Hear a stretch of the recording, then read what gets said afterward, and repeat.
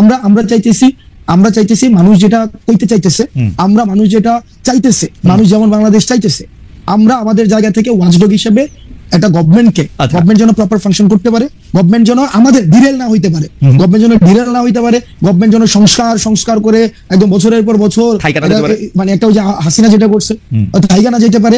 Government যেন আবার মানে ব্যাপারটা এমন না যে এই যে আওয়ামী ফেসিবাদ, এটা তো এমন না যে এটা যে কেউ হচ্ছে বেশিরভাগ হইতে পারে, এটা যেন কেউ না হইতে পারে। মানুষের আশা আকাঙ্ক্ষা। আচ্ছা, আপনি মানে এই কাজটা খুবই আপনি চমৎকার বলছেন জনাব আব্দুল্লাহ। এইটা আপনি বলেন তো, এই যে বৈষম্য বিরোধী ছাত্র আন্দোলন, জাতীয় নাগরিক কমিটি নামে আপনার দুইটা সংগঠনে কিন্তু সক্রিয়, দুইটারই অফিস আছে। এর বাইরে আমরা শুনছি যে আপনারা নতুন রাজনৈতিক দল করতে যাচ্ছেন, আপনি আবার একটু পরে গিয়ে বলবেন যে এজাম্পশন, ফ্যাক্ট এগুলো আমাদের শিখাবেন, আমি শিখবো, এগুলি অসুবিধা নাই। কিন্তু এই যে জেলা বিভাগে মত বিনিময়, আপনার কাছ থেকে আমরা শিখছি। আচ্ছা, জেলা বিভাগে মত বিনিময়, ওকে ফাইন, জেলা বিভাগে মত বিনিময়, মিছিল, সভা, মার্চ, নানা কিছু আয়োজন করতেছেন আপনারা। খুব জনপ্রিয় প্রশ্ন এটা, এগুলির ব্যয় আসলে কিভাবে আপনারা নির্বাহ করতেছেন, আপনাদের আর্থিক জোগাড় কিভাবে হইতেছে? হ্যাঁ, প্রশ্ন উঠতেছে এরকম যে রাষ্ট্রীয় গোয়েন্দা সংস্থা একটা রাজনৈতিক দল গঠনের চেষ্টা চালাচ্ছে। ভাই আটকে গেছে, একটু পিছন থেকে বলতে হবে। না, সহজ, আপনাদের দুইটা জিনিস, একটা বৈষম্য বিরোধী ছাত্র আন্দোলন, একটা জাতীয় নাগরিক কমিটি। হ্যাঁ, এই দুইটাই আপনারা সক্রিয়, দুইটারই অফিস আছে, কিন্তু আপনারা জেলা বিভাগে এদিকে যাইতেছেন, বিভিন্ন ধরনের সভা করতেছেন, এগুলির টাকা আসতেছে কোত্থেকে? মানে এই প্রশ্নে কেউ কেউ কইতেছে যে আপনাদেরকে ডিজিএফআই, এনএসআই সরকার এরকম টাকা দিচ্ছে, আপনাদের দিয়ে একটা দর করতেছে, বলেন এবার। আচ্ছা খালেদ ভাই, আমি একটা কথা বলি। যেমন আমি ব্যক্তিগতভাবে লাস্ট 15 দিন ধরে একটা প্রাডো চড়তেছি। প্রাডো গাড়িটার দাম হচ্ছে 1,80,00,000 টাকা।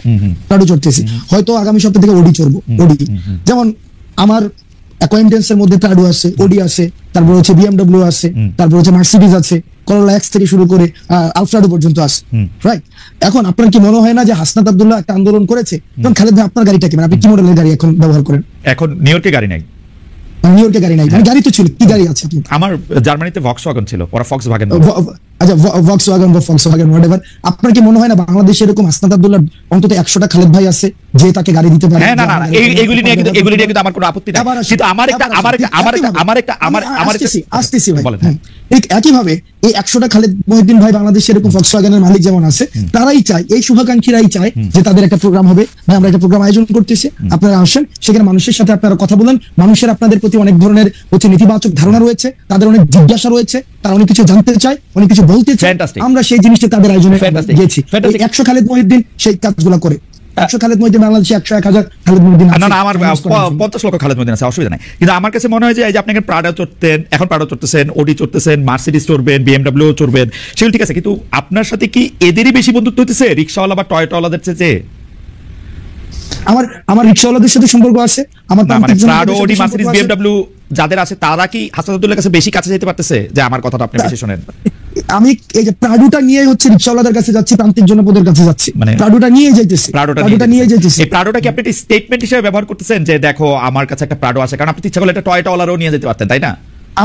আমার এটা বুঝাইতে চাইতেছি যে I have access to everything. আমার হচ্ছে you have access to everything, really. Corolla X থেকে শুরু করে যেমন মিডিয়া একটা অ্যাসাসিনেশন কি হইতেছে, যেমন আমি গতকাল একটা হচ্ছে আপনাকে ক্যারেক্টার অ্যাসাসিনেশন কিভাবে হয় খালেদ ভাই দেখেন, আপনাকে জাস্ট একটা एग्जांपल দিই। গত পরশুদিন একটা নিউজ হইছে এবং প্রথিতযশা বিভিন্ন মিডিয়া নিউজ করছে, হাসনাত এবং সার্জিসের বাসায় 200 কোটি টাকা এবং 100 কোটি টাকা পাওয়া গিয়েছে। প্রথিতযশা মিডিয়া বলতে আমি তো পড়ি নাই, কোনটা এটা মিডিয়া? কালের কণ্ঠের মধ্যে আসছে, কালের কণ্ঠ হচ্ছে অনলাইন ইয়াতে, এবং নিচে করে কালের কণ্ঠ, এবং নিচে ছোট করে লেখা আছে বিস্তারিত কমেন্টে, এবং বিস্তারিত কমেন্টের লিংক দেওয়া আছে। লিংকের পুরোটা পড়ার পরে যে এটা হচ্ছে একটা মিথ্যা তথ্য।